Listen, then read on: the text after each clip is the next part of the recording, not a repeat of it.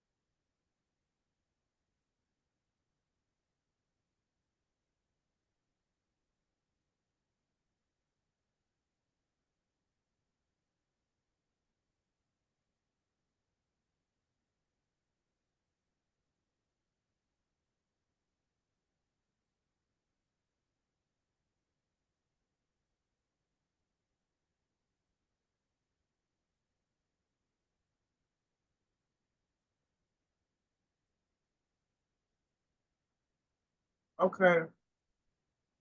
When did this go live?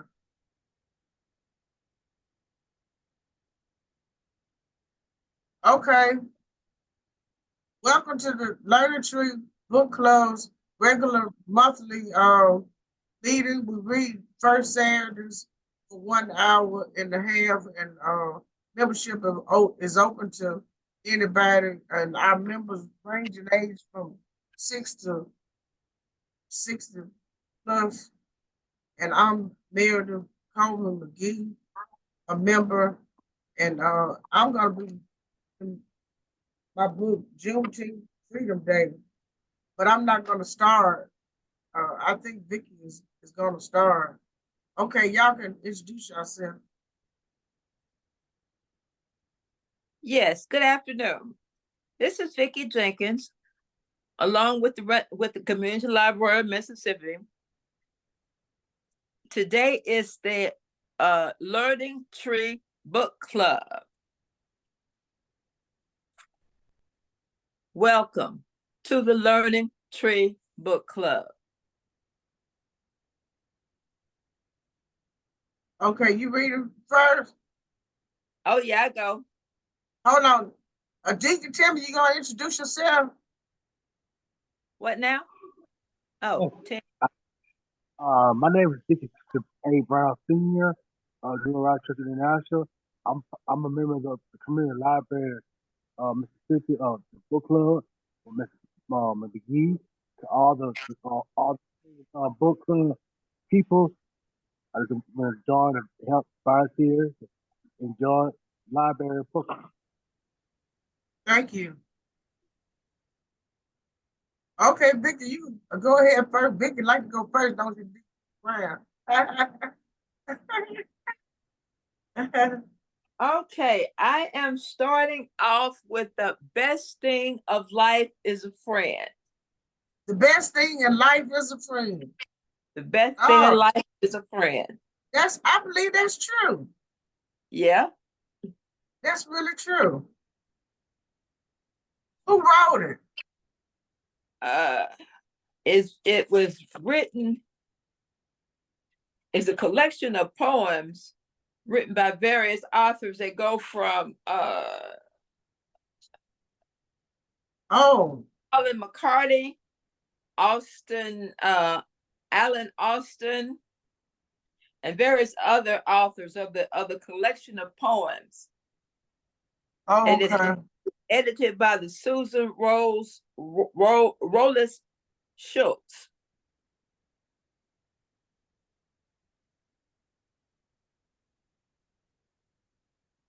The Rolling what? It's called, it's edited by Susan Rollis Schultz, a collection of poems edited by Susan Rollis Schultz. Blue Mountain Press, Boulder, Colorado. Oh, okay.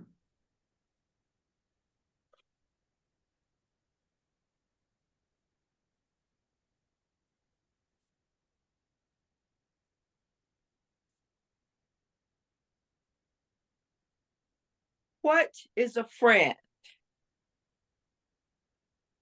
A friend is one of the nicest things you can have.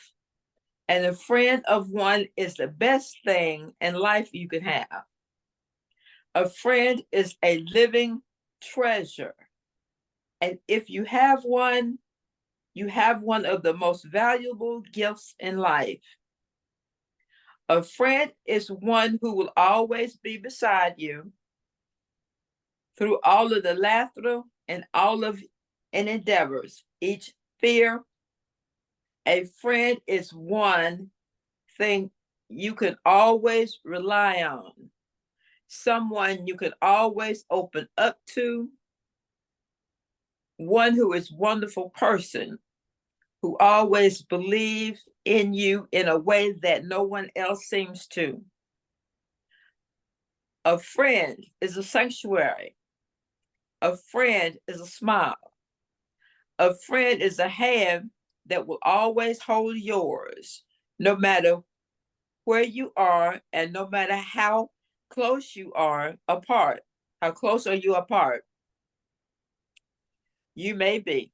A friend is someone who is always there and will always care. A friend is a feeling forever in your heart.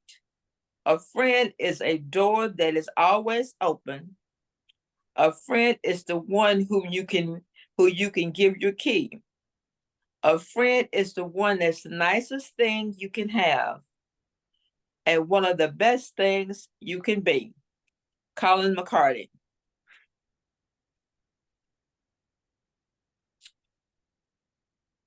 When we can be together, I miss you as my friend. When we can't be together, I really miss you, my friend. I have other friends whom I talk to, but it's not the same as you have such a deep understanding of who I am, and I hardly ever have to speak my words, but you know just what I am saying. I really miss you, and I want you to be sure that you know that no matter where I go, whom I meet, and what I do, I'll never find a deep relationship with anyone as I have with you.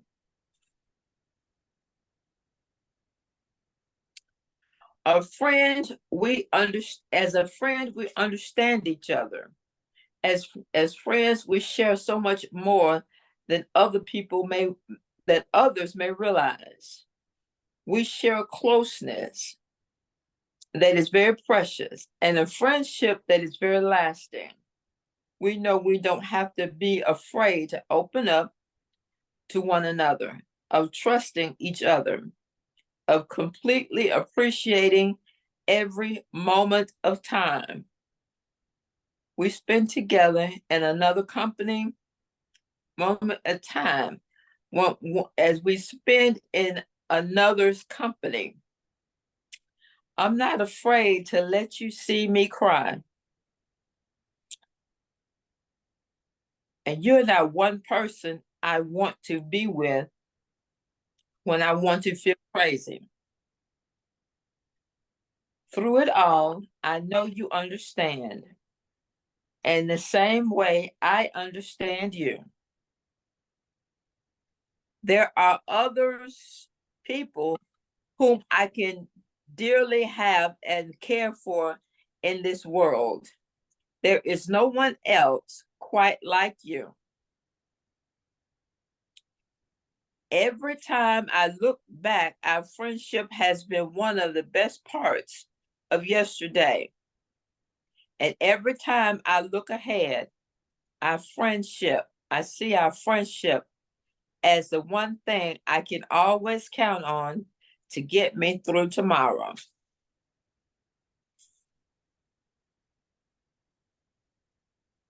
Deep in everyone's heart, there is a special corner, saved only for the very special person.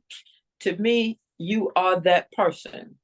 You give me a great happiness, a happiness I will never be taken for granted, because I feel it the way that I am with you. You bring me joy. You cause me to wonder. You cause me to wonder. You bring me laughter. And in your own special way, just through the simple ways, just through the simplicity of each being, you enrich my life and fill my heart with peace. For all of this, I thank you. I tell you that I am so glad that this special corner in my heart was meant just for you. Vicky, so that's a short, those are collection of short stories. Yeah, collection, yeah. Instead of poems, they're short stories. Yes. Uh-huh.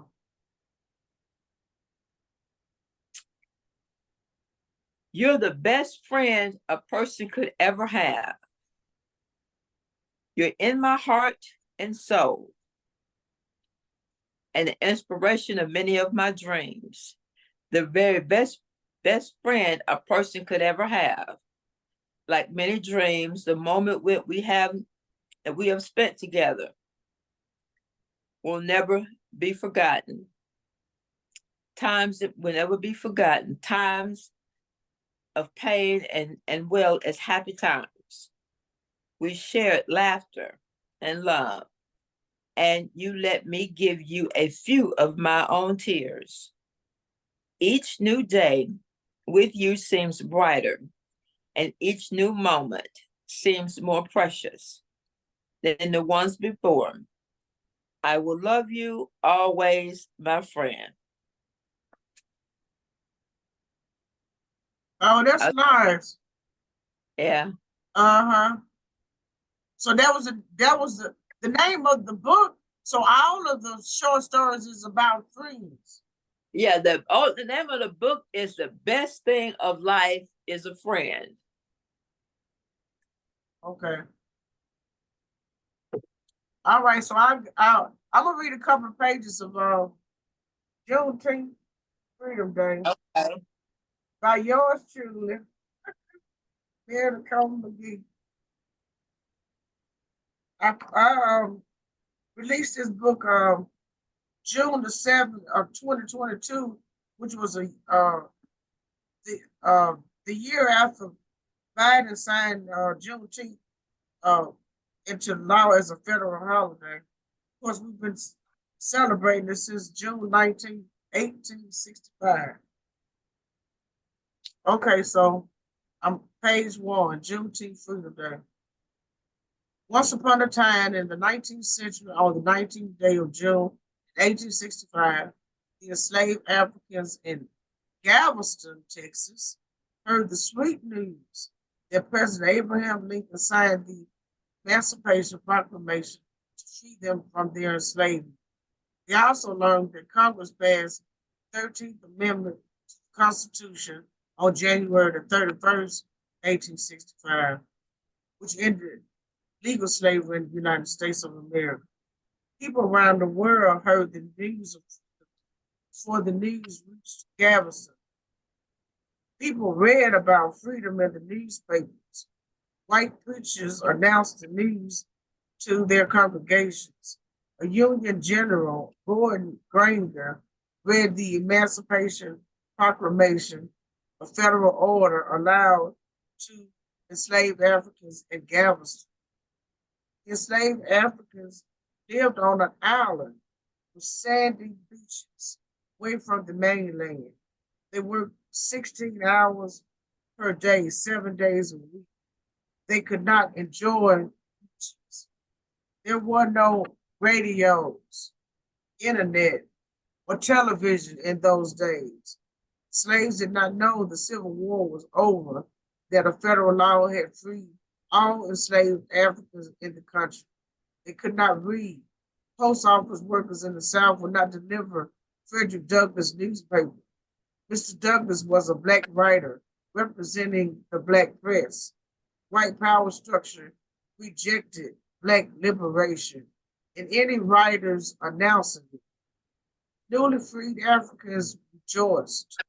They threw their hands up and jumped in the air and started celebrating their newfound freedom from the chains of bondage. They ran and shouted, "Hallelujah! Thank God Almighty, we are free from the brutal chains of slavery." Following year, free slaves celebrated Freedom Day, just as their former enslavers had celebrated the 4th of July, when the colonists won their independence from Great Britain in 1776. Great Britain is known today as the United Kingdom of Great Britain and Northern Ireland. During slavery times, enslaved Africans obtained an holiday on the 4th of July. However, they were not free to travel to other parts of the state and country. They could not even travel across town without a written letter from their master. 4th of July not give the 4 million enslaved Africans who were living in the Deep South independence. Therefore, Juneteenth was Freedom Day and independence for former slaves. Freedom Day, known also as Jubilee Day, Emancipation, and Black Independence Day, was more important to former slaves than the 4th of July. And I'm gonna stop there and you want to read your next one, Vic? Yeah, I can. Okay, I read a couple of pages. Okay, let me see. What's the name of your next one? A friend. We understand each other. That's the name of it? Yeah, that's the name of it. That's all of this is short stories in the same book. Now, who wrote that short story?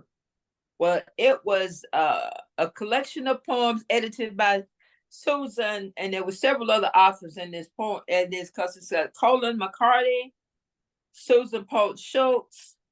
I mean, the one you're reading now, the second one. The one I'm reading now is with Colin McCarty. Okay.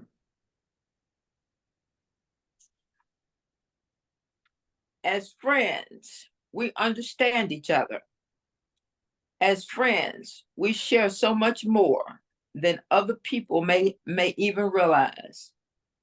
We share a closeness that is precious and a friendship that is very lasting. We know we don't have to be afraid of opening up with each other, of trusting each other completely, appreciating every moment of time we spend with one another's company. I'm not afraid to let you see me cry. And you are not the one person I want to be with when I feel crazy. I read this one already. Although in all through it all, I know you understand in the same way that I understand you. There are other people who I dearly love and care about in this world. There is no one else quite like you. Every time I look back, our friendship has been on the best parts, one of yesterday's. And every time I look ahead, I see our friendship. One thing we can always count on to get through tomorrow. Colin McCarty.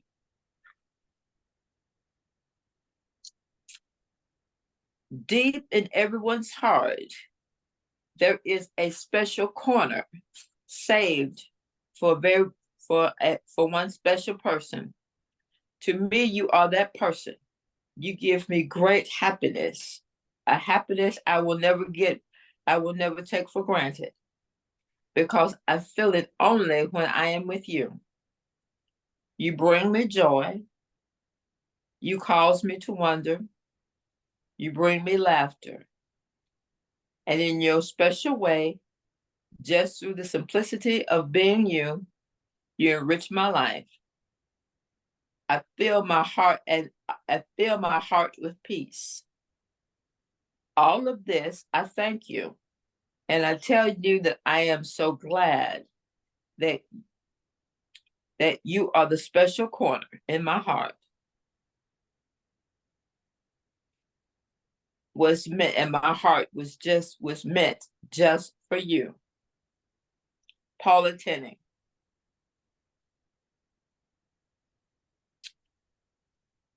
You're the best friend a person could ever have. You're in my heart and soul, my inspiration of many dreams, and my very best friend, a person you could ever have. In my dreams and moments we have spent together, I will never be forgotten, times of pain as well as times of happiness. We share laughter, we share love, and you let me give you a few of my own tears. And each day with you seems brighter, and each moment seems more precious than the one before. I will always love you, my friend. Claudia Kim. That's the end of that one? Yeah, that was the end of that one, yes. Okay, then, well, I'll pick up on page 3. I mean, I'm gonna go to 6. Okay. And I'm holding up page 67. Can you see it? Okay, all right. Yeah. Yeah, I see. Okay. That's the Gulf of Mexico, Galveston Island. Then you see Santa Fe, Texas City, West Bay, Jamaica. I've never been there. I'd like to go. Today, the Gulf of Mexico, an ocean basin and a secondary sea of the Atlantic Ocean, is an active trade route. In the 19th century, shippermen transported human cargo, cotton, and grain to the Galveston, Texas port. Texas Navy the Texas Navy used this port as a military shipping site during the Texas Revolution in 1835 through 36 against Mexico. Pirates used this port to drop off legally trafficked human cargo. Pirates stole the Africans from Africa. The Africans were sold in secret illegal markets in New Orleans after the United States banned the transport cargo in the early 19th century.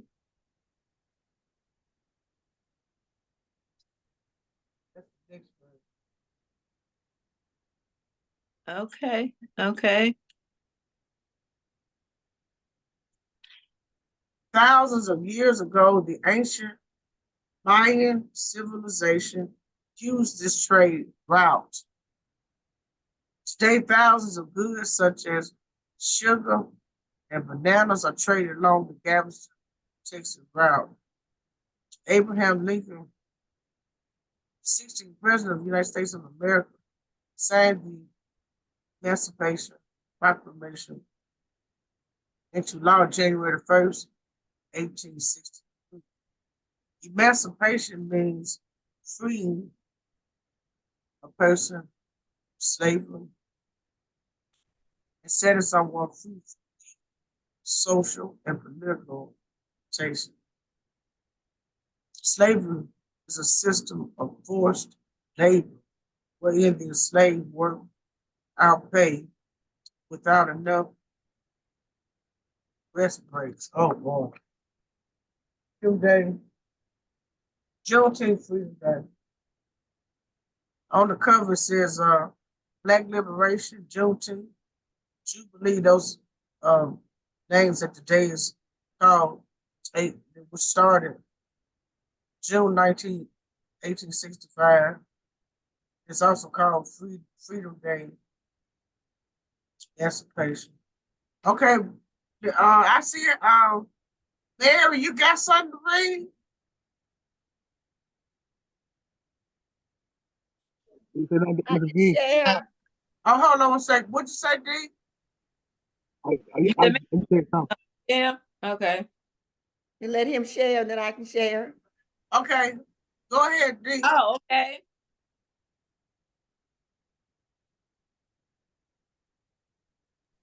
No, I'm good. Oh, you good?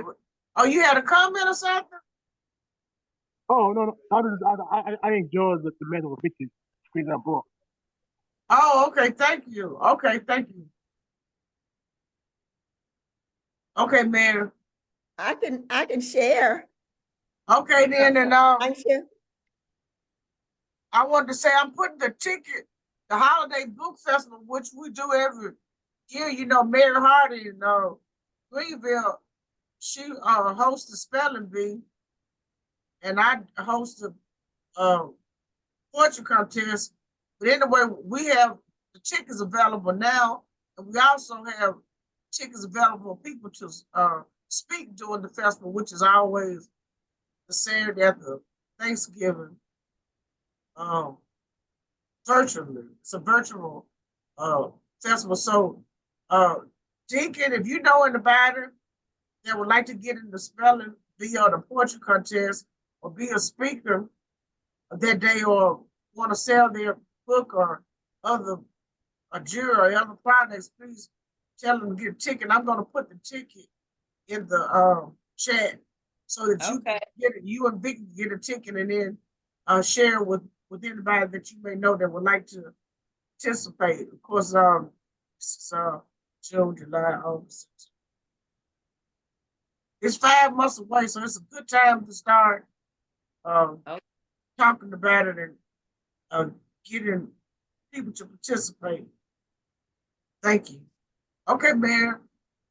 So I'll share a piece from Al Young's African American Literature, which is a brief introduction and anthology. So I'll share a little bit about Claude McKay. Okay. And a couple of his poems from the book. Claude McKay was Jamaican born, and he wrote fondly of the folk tales that his father, Francis McKay, a peasant farmer, descended from West Africa, Ashanti culture, told him in childhood. So he wait wrote. a minute. Can I ask? You know, I've read his stuff all these years. I learned about him in high school, Claude McKay for the Harlem Rhythm. I never knew he was from Jamaica. It says Jamaican born Claude McKay. Wow, that's it. Yeah. You learn something every day. Sort of ingratiated himself in the United States. Wow. So, and of course, as he was ingratiating himself with us, they accused him of being radical and just kind of pushed him aside. Who pushed him aside? I guess we did. People in the okay. United States pushed him aside.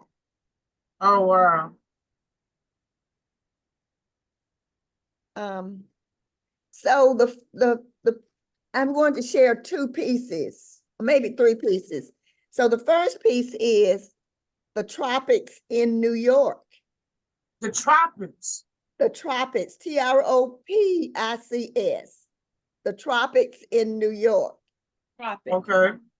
So he says, bananas ripe and green, and ginger root, cocoa in pods, and alligator pears, and tangerines and mangoes and grapefruit, fit for the highest prize at Paris fairs. Set in the window, bringing memories of fruit trees laden by low singing rills, and dew dawns and mystical blue skies, and benediction over none like hills. My eyes grew dim, and I could no more gaze. A wave of longing through my body swept, and hunger for the old familiar ways. I turned aside and bowed my head and wept. Not sure why he wrote it. Yeah, because that's what I was just wondering. What Well, what happened? What was happening in this poem? That his first pieces were based on stories that his dad shared with him. Okay. And his dad lived in Jamaica. Says Jamaican born. Yeah, so they came here. They immigrated from Jamaica. Right. Yeah, that's kind of deep. Here it is. He spent some time, and let me read some more about him. Okay. It would be easy to speculate that his early identification with Africa might explain McKay's flamboyant radicalism, so pronounced in his work and his politics that by the 1920s, he often found himself exhausted from African-American magazines and journals after winning a prize in Jamaica for 2 volumes of verse published in 1912, Songs of Jamaica and Concert Ballads. McKay immigrated to the United States, where he briefly attended Tuskegee Institute before transferring to Kansas State College. 5 years after his move in 1914 to Manhattan, where he worked odd jobs to support his writing habits, McKay's poems began appearing regularly in such magazines as The Liberator and Pearson. So this one is probably about things that were going on in New York, the tropics of New York. In 1919, he journeyed to Europe, settled in the Soviet Union for a fiery, colorful stay, and did not return to the United States until 1943. 10 years later, he was teaching in Chicago. McKay is generally regarded as a radical. That is, his idealism would not permit him to tolerate any political, religious, or social doctrines and that threaten or place limits on human freedom. His other books of poems are Spring in New Hampshire, 1920, Harlem Shadows, 1922. His 4 works of fiction are the novels Home of Harlem, 1928, Banjo, A Story Without a Plot, 1929, and Banana Bottom in 1933, along with Gingertown in 1932, a collection of short stories, A Long Way Home. Claude McKay's autobiography was published in 1937. So born in Jamaica, but immigrated to the United States. So as he wrote about places, things that his father told him, and places. Okay. So he's written, in this book, he has 2 more, The Lynching and If We Must Die. And what year was he born? Let's see, Claude McKay, I think I just said that. 1889. Oh. And died in 1948.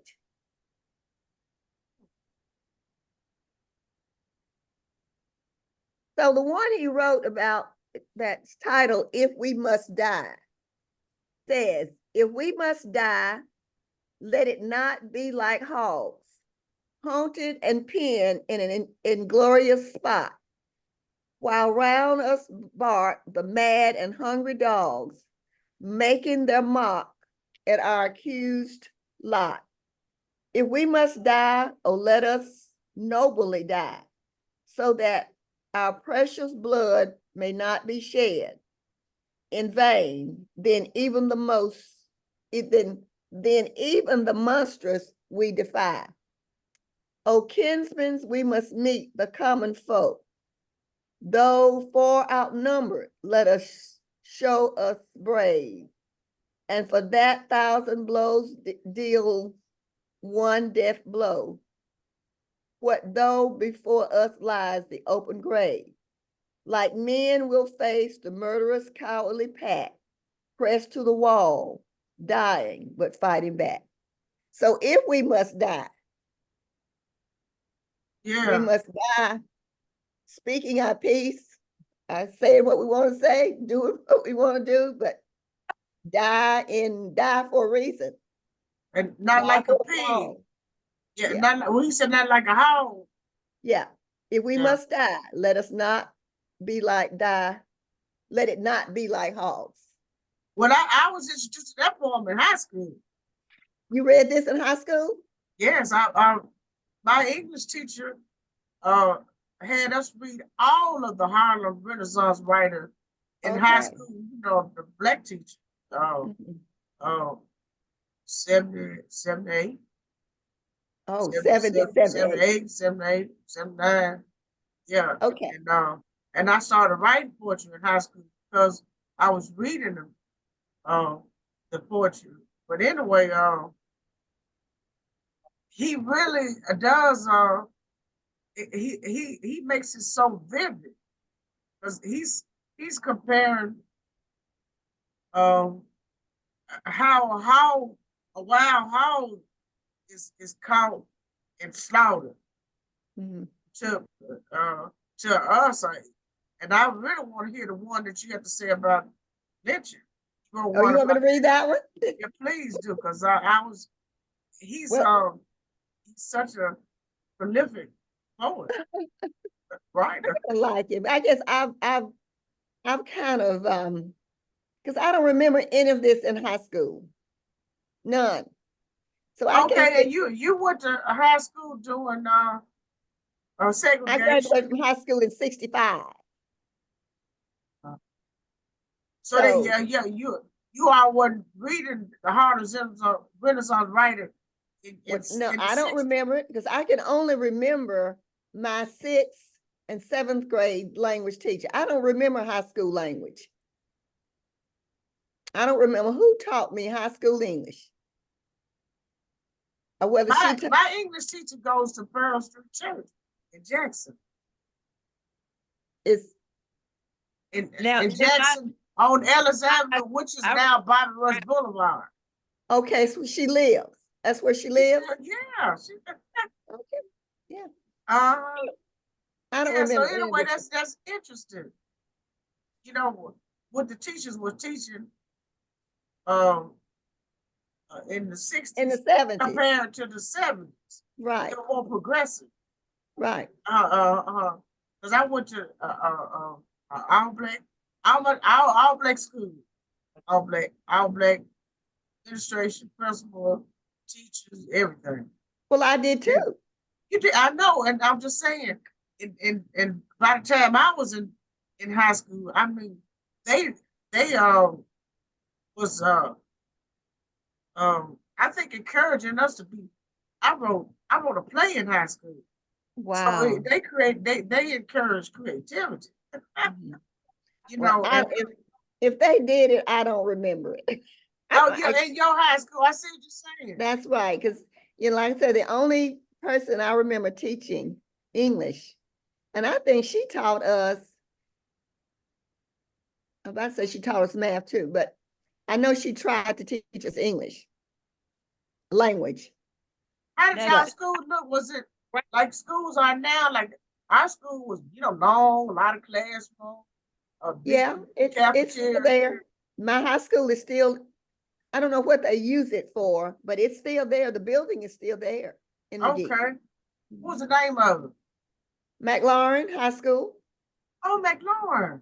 Mhm, I went to Hines Agriculture High, mhm. next door to Utica Junior College, and I went to Utica Junior College. Yeah, But I was in Callaway's district. I didn't go. My sister went to Callaway though. okay. Yeah, that's interesting. Mhm. uh-huh. I always say this, what I've learned, I taught myself. Yeah, it's What interesting. I've learned, And you I taught learn a myself. lot. A lot. I learned a lot too after school and after college. Yeah. Reading. Yes. So the lynching. Let's see if I get my computer. I had grandchildren this week. So Uh-huh. I got rid of 2 of them, the last 2 Oh today, so I've been on Lord. the go. uh-huh. Babysat the dog last night. The all right, the lynching. His spirit in smoke ascended to high heaven. His father, by the cruelest way of pain, had bidden him to his bosom once again. The awful sin remained still unforgiven. All night, a bright and solitary star, perchance the one that ever guided him. You gave up to the last to fate's wild whim, hung pitifully over the swinging chair. Day dawned, and soon the mixed crowds came to view, the ghostly body swaying in the sun. The women thronged to look, but never a one showed sorrow in her eyes of steely blue. And little lads, lynchers that were to be, danced round the dreadful thing in fiendish glee. Well, that sounds like someone was lynched and they stood and watched. Right, Or which what was which was the custom. the what? Uh it was customary. Uh, you know, in the Billie Holiday book, which Strange Fruit was written from. It was a double lynch. Mhm. And they took him from jail, lynched him, and told everybody to come and see it. And Comments? it's so many people gathered. There were reports that it was thousands. Some people say it was 5,000. I don't. Anyway, the man sold lynching postcards for 10 days. The guy who printed the picture, and that's how big of an event it was. And so he was describing the people standing around. What, read some of those lines again? He said lads here. He's talking about the young people because the whole family would go. The whole white family would Yeah, go. yeah, it was a family affair. Right. Yet, okay, yet gave him up at last to fate's wild whim, hung pitifully over the swinging char, C-H-A-R. Day dawned, and soon the mixed crowds came to view, the ghostly body swaying in the sun. The women thronged to look, but never a one showed sorrow in her eyes, a steely blue. And little lads, lynchers that were to be, Oh, danced round the dreadful thing in fiendish glee. wow. So it was an attraction. Yes, and he said the little lads lynchers to be. Oh my goodness.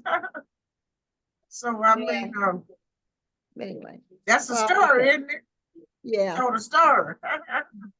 Well, thank you for reading Claude McKay, and I misspelled the name in the chat. It's CLAUD, right? CLAUDE. Oh, okay. Yes, I spelled it fast. MCKAY. Uh-huh. Got the last name right. Sorry about that. Wow. That was good, Mary. Well, thank you. I appreciate that. Okay, Vicky, it's your All turn. right. I'm listening to y'all talk about y'all high school remembrances. Yeah, tell us about yours in Clarksdale, Mississippi, the home of the blues. A whole bunch of blues, but considering the fact that when I got to high school, it was just doing integration.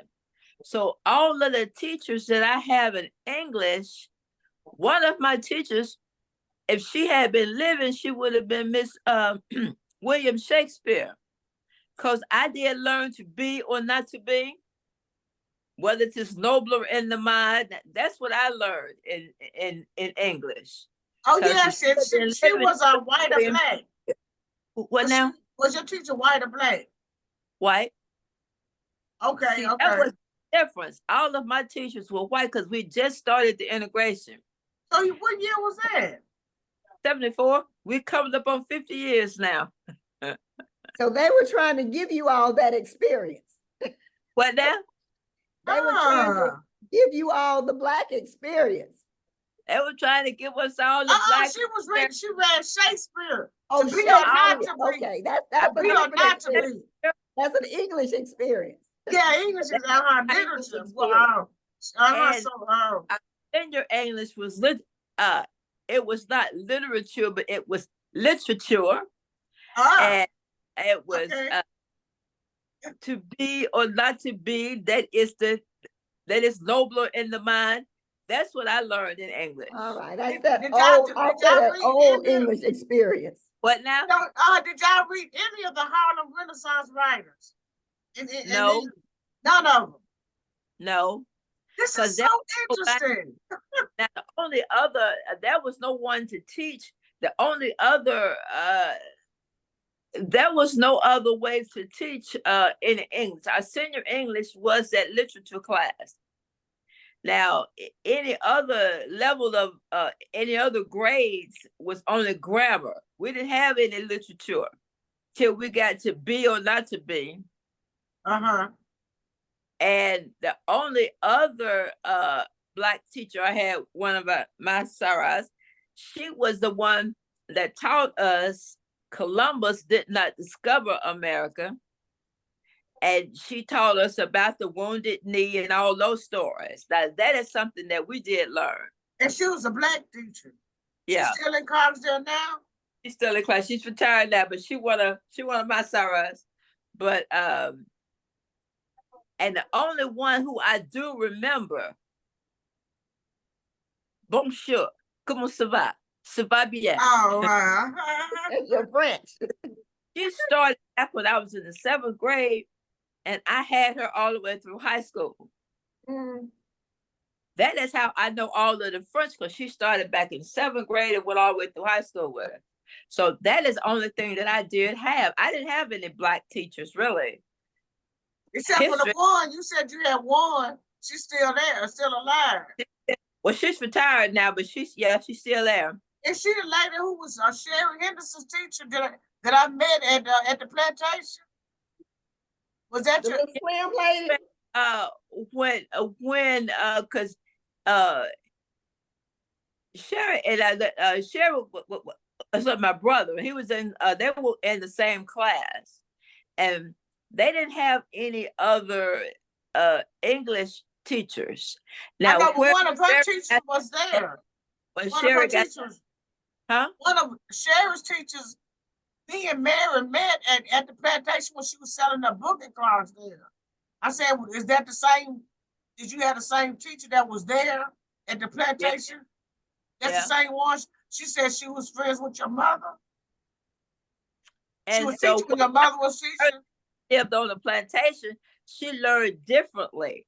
Since we were not there, she learned more than we did. Because that's what she learned, a lot of hers on the plantation that she lived.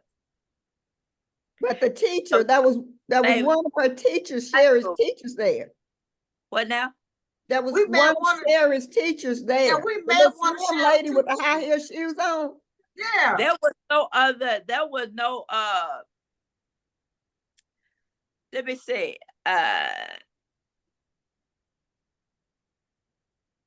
I can't think of any other English, any other teachers that she has, because there were very few Black teachers. But when we got over to Clarksdale High, which was a white school, and we had just started integration. But what happened to the Black school in Clarksdale when y'all had to go to the, y'all were bused to the white school? We got the Black school that we were in was Clarksdale Junior High. It turned to junior high school. Now, had we been into the Higgins High School, we would have had all of that you're talking about. But when integration first started, they didn't come to our side of town, so to speak. We went to their side of town. And that's when we went into the white school. That's what Clarksdale High came in. Clarksdale High, that was the white school that we went to. And we didn't have very many Black teachers, like English teachers or anything like that. The only other teacher, I remember math teachers, and all of the teachers were white, with the exception of a handful. And my favorite teacher was Madame, who we still call Madame. She was our Francais and 2 history teachers. One was a guy, and one was Black, and one was male, and one was female. Now the male history teacher was one with Mary, with your what's your husband's name, Mary? They're fraternity brothers. And that is the only other Black teacher that there was in the high school. There were a couple of sports coaches, but as far as any teachers per se, there was only a handful of Black teachers in the high school at the time. Well, did when y'all went from the Black school to the white school, did the Black teachers lose their jobs after in '74 when they shifted y'all to the white school? Do you remember?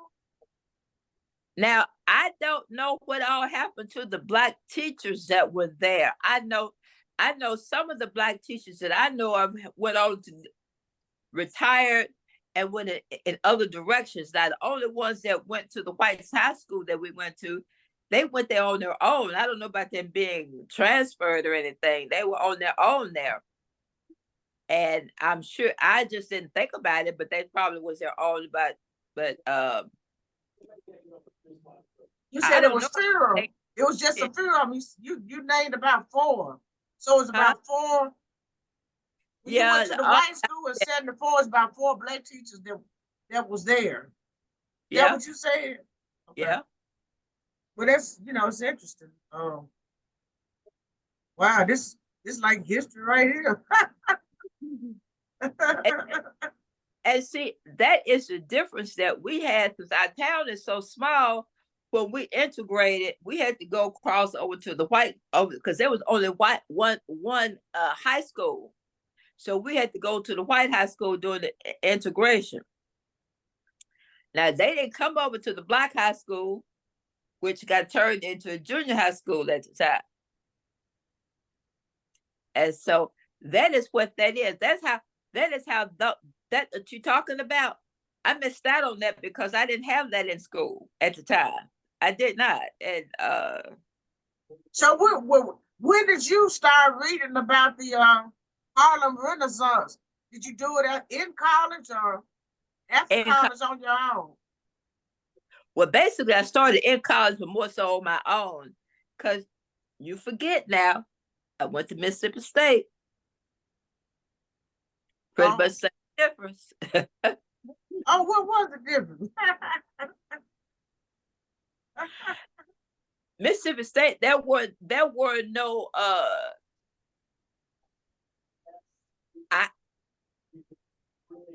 the only ones who I do remember, I remember what the oldest teacher in see, that's the only thing I do remember is Dr. Edmond Umplincourt.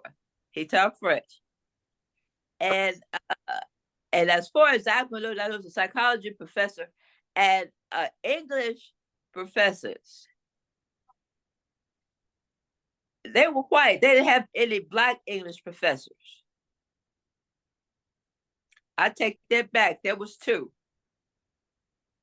And I never had them. I never had them as my teacher.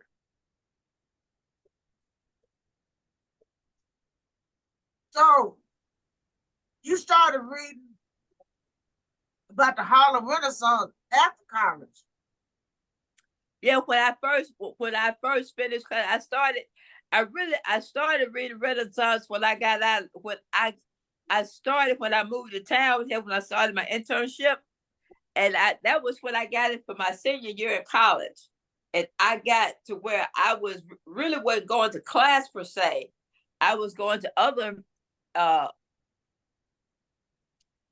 events. Was at that time. And then when I came out and came down to Jackson because where I started was internship over at the youth corps. And that was when I got introduced to a lot of different things. Your senior year. Yeah. To a lot of Black literature. Is that what you're saying? My senior year, what now? You got introduced to Black literature your senior year in college. Yeah. Oh, okay. This is okay then. And I fully remember with Dr. Edmond Umplincourt. See there? That was one of your teachers. Yeah. Le Français, Dr. Edmond Umplincourt.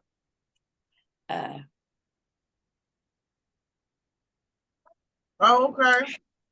And I had an economics teacher. He was white, but he decided that he wanted to go drive trucks. He left us in class one day, and we never saw him again. Oh, yeah. Yeah. See, he decided he didn't want to teach anymore. He went to class. He didn't show up. We found out at a later date that he decided he wanted to drive trucks. We never did find anything about it. Okay. Okay. See, that's why I said he was economics, but hey. I guess he decided to get him another economic job. Well, you gonna read, Joe? Yeah, I read a couple because Mary, I got this thing called the best thing in life is a friend. Mm-hmm. And I'm doing a collection of poems about friendship. Okay. Short story. Yeah, and it's called Friendship is more than a collection of memories, collection of moments.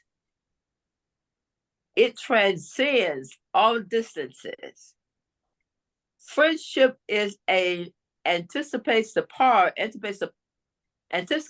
need and share without hesitation.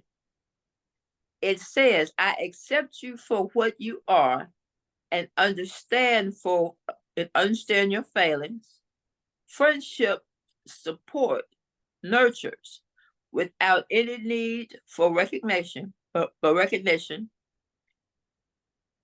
It belongs both in quiet moments and troubled times. Friendship is love, all seasons.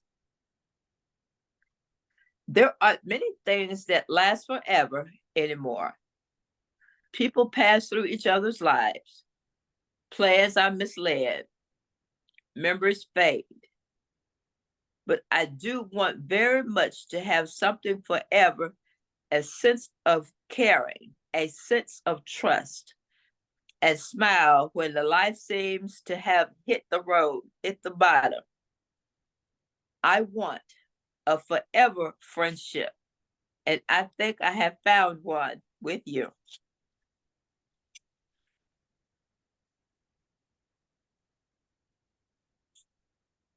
Together, we have developed a friendship based on honesty, loyalty, devotion, respect, and love. We have shared our time, our souls, and our intimate thoughts, with our shadows hugged, joined, blended, and moved as one. Silently, we have felt each other's needs and wants and wiped away each other's tears, always with understanding and love. We have accepted and encouraged one another, respected each other's ability, and delighted in others' accomplishments. Ours is a friendship without frills and garnishes, and whether we can relax and be ourselves without masks and roles to play. It is a friendship that will continue to go away. Will continue to grow in a constant source of comfort and joy in my life. I never thought that I would feel this way. And as far as I'm concerned, I'm glad I got the chance to say, I do believe I love you. And it should never go away. And when I close your eyes and try to feel that what we do today, and if you could understand, keep smiling, keep shining, knowing you can always count on me, for sure. This is what friends are for. Keep smiling, keep shining, know what friends are for. And that's what keep smiling, keep shining, knowing you can always count on me for sure. What is a friend's for? The good times, the bad times, I'll be your side forevermore. That's what a friend is for. You came and opened me, and now there is so much more I see. And so, by the way, I thank you. And then for one times when we are apart, close your eyes and know the words are coming from my heart. And then smiling, keep smiling, knowing you can always count on me, for sure. That is what friends are for. For good times, bad times, I'll be yours. I'll be on your side forevermore. And that's what friends are for.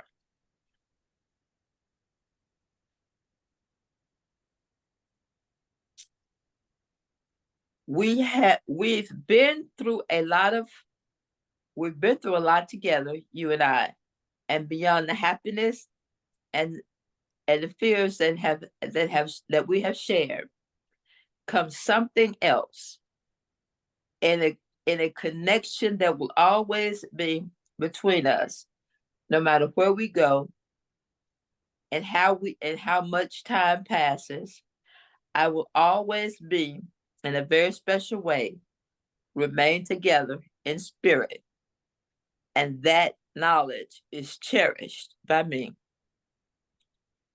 And one thing that never change in a constant transition, I will pray and what we feel, and I love one another, and that will always stay the same.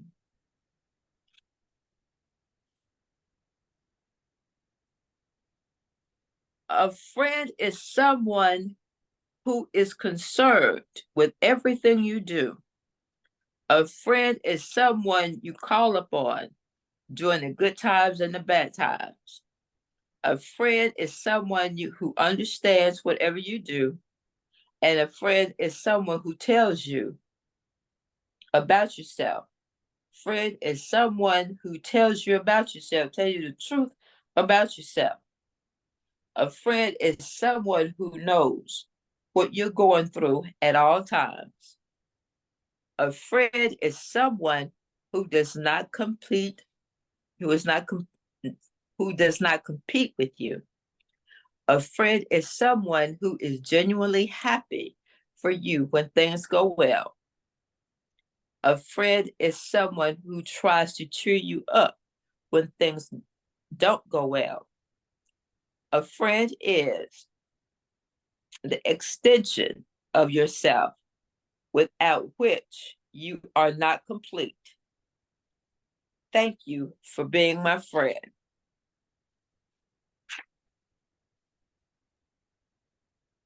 That was it, baby? Oh. That was the end of that one right there, yes. Okay. Well, he right about one thing. A friend will tell you when you're wrong. Yeah. Be there for you through all times. Yeah, that's true too. Okay, I'm gonna read It was a good time and the bad times. I will be with you forevermore.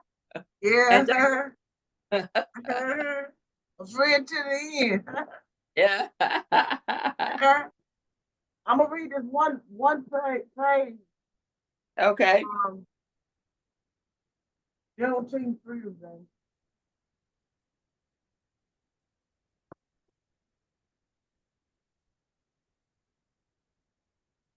Oh, did y'all see that illustration? Okay, I see. I see.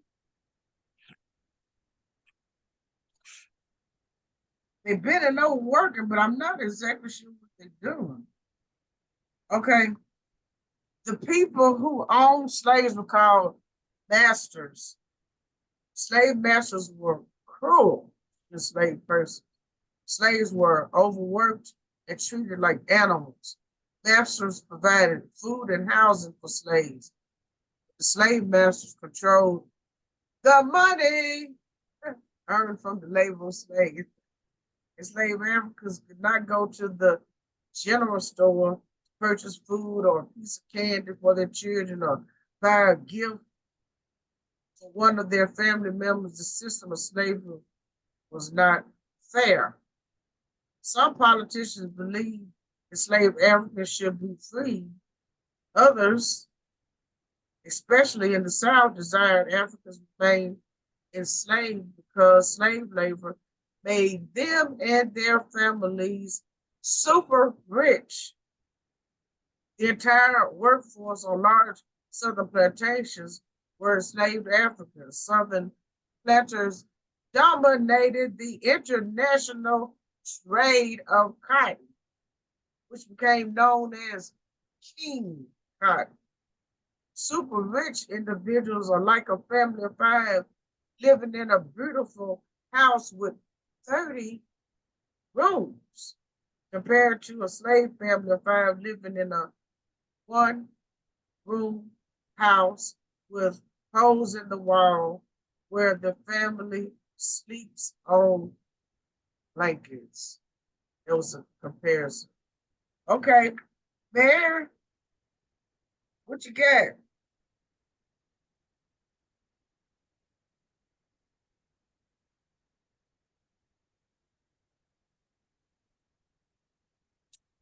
Keep smiling, keep shining, knowing you can always count on me for sure. That's what friends are for. For good times, for bad times, I'll be on your side forevermore. That's what friends are for. Right. I think it's Mary time now. Mary, you got something now? You're muted. Well, I'm still in this book. I could do a little bit of, let's see.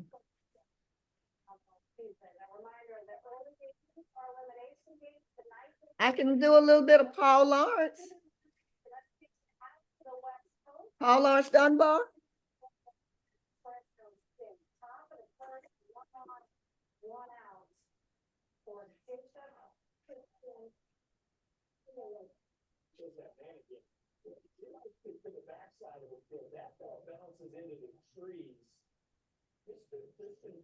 What you reading, man? I can read a little, I have a short one,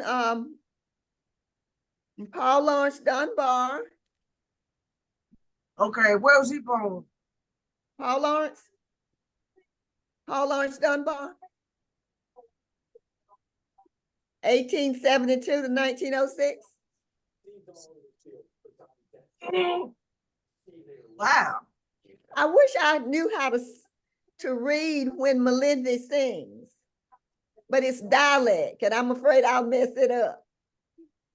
Oh yeah.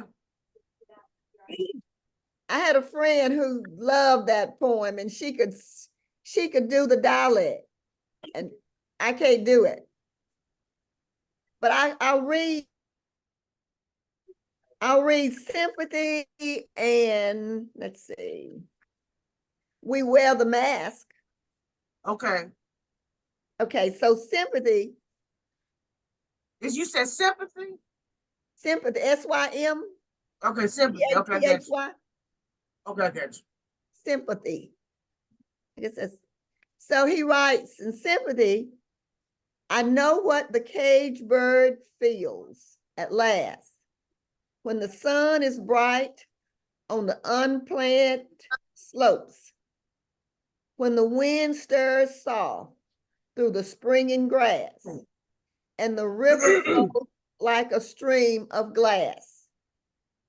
When the first bird sings and the first bud opens, and the faint perfume from its chalice steals, I know what the caged bird feels. I know why the caged bird beats his wing till its blood is red on the cruel bars. For he must fly back to his perch and cling, when he fain would be on the bough a swing. And a pain still throbs in the old scars, and they pulse again with a keener sting. I know why he beats his wings. I know why the caged bird sings, ah me, when his wing is bruised and his bosom sore, when he beats his bars and he would be free. It is not a carol of joy or glee, but a prayer that he sends from his heart's deep core, but a plea that upward to heaven he flings. I know why the caged bird sings. Well, I don't know what all that's about. I don't know how that's about. Cause look, you think Maya Angelou's memoirs, I know why the caged bird sings. I know why the caged bird sings. And here's a man who was born in 1875. I've never seen 1872. I've never seen a bird cage that flapped the wings so much that they broke blood. So they don't like being caged. Yes, but anyway, he's describing something that I've never seen in my lifetime. I've never thought about it. You know what I'm saying? Yeah. That's it. That's it. Pretty deep. But you say he lived, he was born in 72 and he died when? In 1906. Wow. But I have a friend who died last year that could do While Melinda Sings, and she loved it. I wish I could read it like she could say it. So here's the other one. We wear the mask. We wear the mask that grins and lies. It hides our cheeks and shades our eyes. This debut we pay to human guile a guile. With torn and bleeding hearts we smile. and mouth with myriad sublets. Why should the world be otherwise, in counting all our tears and sighs? Nay, let them only see us while we wear the mask. We smile, but, O great Christ, our cries to thee from tortured souls arise. We sing, but oh, the clay is vile beneath our feet and long the mile. But let the world dream otherwise. We wear the mask. And what you think that's about? We don't really show who we are, or we're afraid to show who we are. So we're kind of live in disguise. We feel like we can't be who we actually are or is. Like you go in the store and you are 80 years old and a young white person says, get what you want, auntie, just disrespectfully, and you can't say nothing. We can't say it. Or you want to say something, but you can't, so that's why you got a mask. I see what you're saying. Yeah. Um, Have to know when to say what we say. Careful what we say and how we say it. yeah. Wow. Yeah. I don't know. I'm just thinking. Yeah, I get it. I mean, so he was born in 1872 and he died when? So he was born in 1872, and he died in 1906. No, 6. 1906. So that meant he was what? Well, he was only 34 or so. 34. And the other one that you read, he didn't McKay. He didn't live 89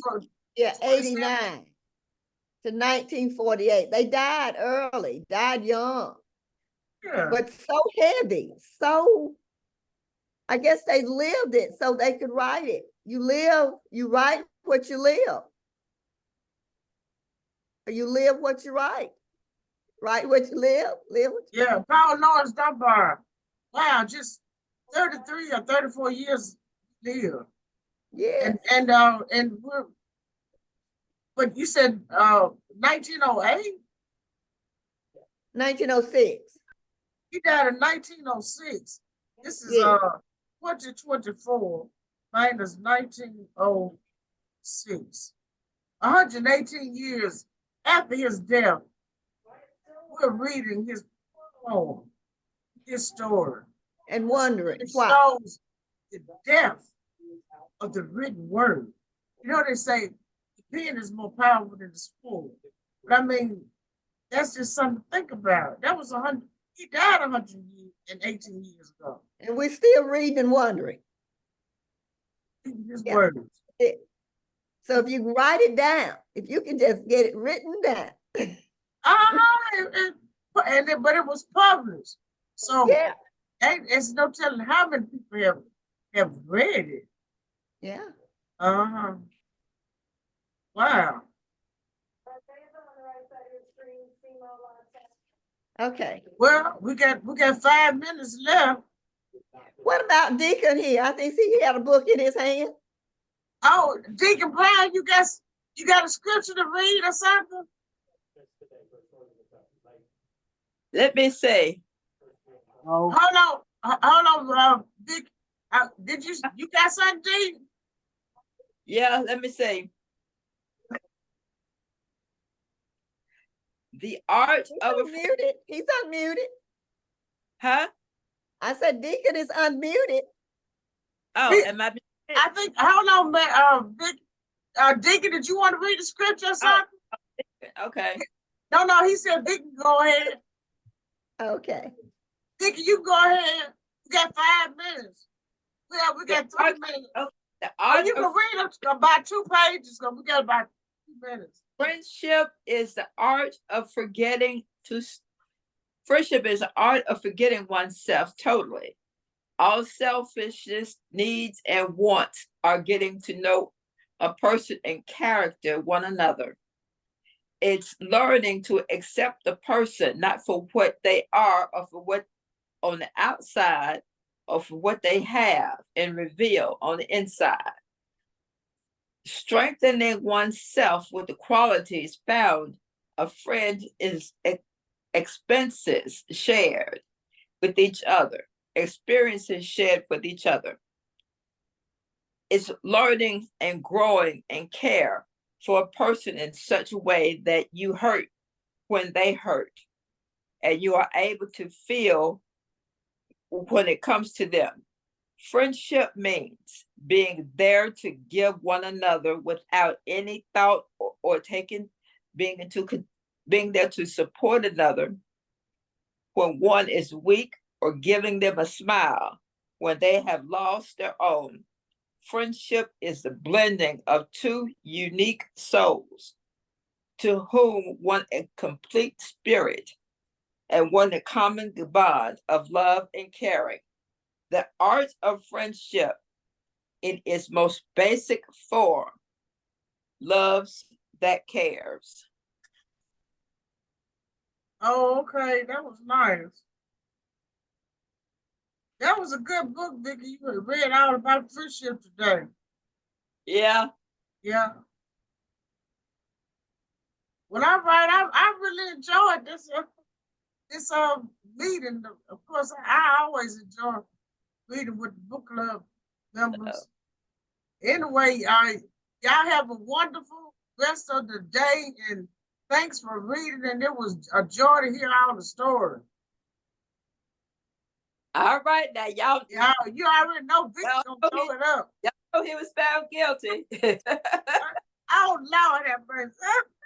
He was found guilty. Yes. All right, then. Well, I see y'all later. Okay. Good day. Bye-bye. Bye-bye. All right. Good one, y'all. Have a good one.